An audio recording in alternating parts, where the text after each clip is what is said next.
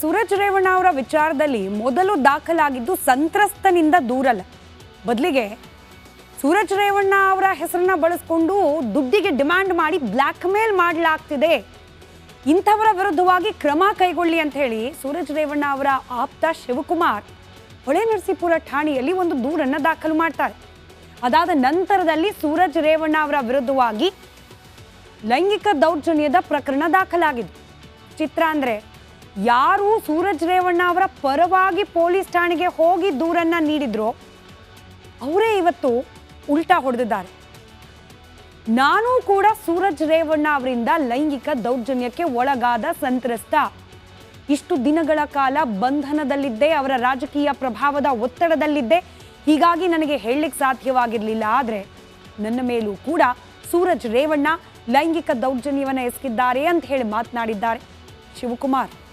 ಸೂರಜ್ ರೇವಣ್ಣ ಅವರ ಆಪ್ತ ಏನು ಮಾತನಾಡಿದ್ರು, ಏನಾಯಿತು ಈ ಪ್ರಕರಣದಲ್ಲಿ, ಇವರ ಪಾತ್ರ ಏನು, ಇದೆಲ್ಲದರ ಒಂದು ವರದಿ ಇದೆ, ಗಮನಿಸಿ.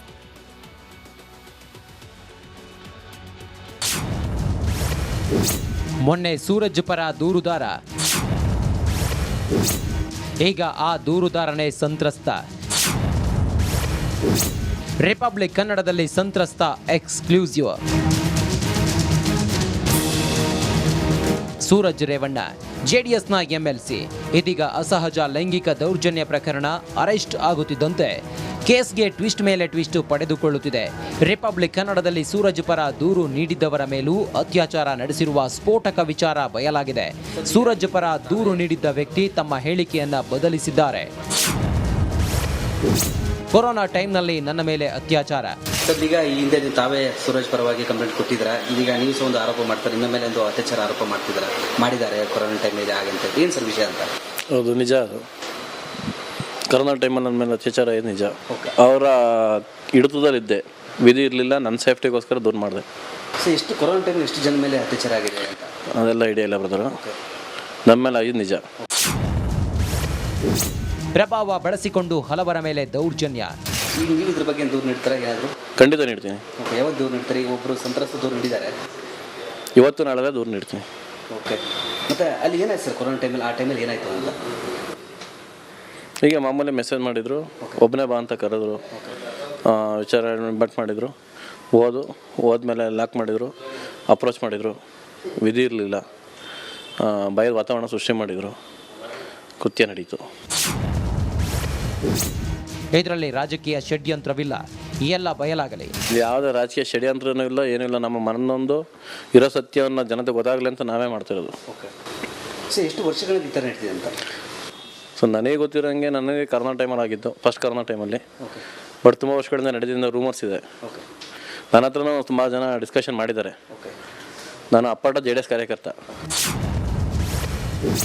ಇವಾಗ ತನ್ನ ಮೇಲೆ ಅತ್ಯಾಚಾರ ವಿಚಾರ ಹೇಗೆ ಹೇಳ್ತಾನೆ? ಯಾರಿಗೂ ಗೊತ್ತಿರಲಿಲ್ಲ, ಯಾರೂ ಹೊರಗಡೆ ಬಂದಿರಲಿಲ್ಲ, ನಾವಾಗೆ ಬರೋಕ್ಕಾಗಲ್ಲ. ಒಂದು ಹುಡುಗಿ ಆದರೂ ಬೇಕಾದ್ರೆ ಬಂದ್ಬಿಡೋದು, ಹುಡುಗ ಬರೋ ಸುಲಭ ಅಲ್ಲ ಸಮಾಜದಲ್ಲಿ.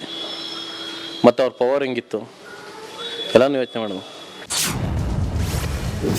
24ರಿಂದ 28 ವರ್ಷದ ಯುವಕರನ್ನೇ ಟಾರ್ಗೆಟ್ ಮಾಡ್ತಿದ್ದ. ಎಲ್ಲ ಒಂದು 24ರಿಂದ 27.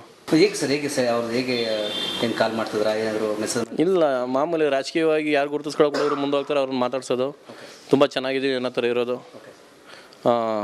ಅವ್ರು ಮಾತಾಡಿಸಿ ತುಂಬ ಚೆನ್ನಾಗಿದ್ದೀವಿ, ನಿನಗೆ ನಾನು ರಾಜಕೀಯ ಸಪೋರ್ಟ್ ಆಗಿರ್ತೀನಿ, ನಿನ್ನನ್ನು ಬೆಳೆಸ್ತೀನಿ ಅನ್ನೋ ಒಂದು ಅಪ್ರೋಚ್ ಮಾಡೋದು. ಆ ಹುಡುಗನಲ್ಲಿ ಆಸೆ ಹುಡ್ಸೋದು. ಬಳಸ್ಕೊಂಡ್ಮೇಲೆ ಅವನು ವಿಧಿ ಇರಲ್ಲ, ಯಾರಿಗೂ ಹೇಳ್ಕೊಳಕ್ಕಾಗಲ್ಲ, ಬಿಡೋಕ್ಕಾಗಲ್ಲ, ಅವನು ಮನನೊಂತ ಇರ್ತಾನೆ ಅಷ್ಟೇ. ಒಟ್ನಲ್ಲಿ ಹಾಸನದ ಕಾಮಕಾಂಡ ಒಂದೊಂದೇ ಬಯಲಾಗುತ್ತಿದ್ದು, ಮುಂದಿನ ದಿನಗಳಲ್ಲಿ ಅದೆಷ್ಟು ಮಂದಿ ಸಂತ್ರಸ್ತರು ದೂರು ನೀಡ್ತಾರೆ ಕಾದು ನೋಡಬೇಕಿದೆ. ವೀರೇಶ್ ಹಿರೇಮಠ, ರಿಪಬ್ಲಿಕ್ ಕನ್ನಡ, ಬೆಂಗಳೂರು. ಪರಪ್ಪನ ಅಗ್ರಹಾರ ಸದ್ಯಕ್ಕಿದೀಗ ಸೆಲೆಬ್ರಿಟಿಗಳು, ದೊಡ್ಡ ದೊಡ್ಡ ರಾಜಕಾರಣಿಗಳ ಹಬ್ಬ ಆಗ್ಬಿಟ್ಟಿದೆಯಾ ಅಂತ ಹೇಳಿ. ಪ್ರಜ್ವಲ್ ರೇವಣ್ಣ ಅವ್ರ ಜೊತೆಗಿದೀಗ Suraj Revanna, Darshan and his fellows, ಅವರ ಜೊತೆಯಲ್ಲಿದ್ದ ಸಂಗಡಿಗರು, ಇವರೆಲ್ಲರಿಂದ ಇದೀಗ ತುಂಬಿ ತುಳುಕ್ತಾ ಇದೆ ಪರಪ್ಪನ ಅಗ್ರಹಾರ.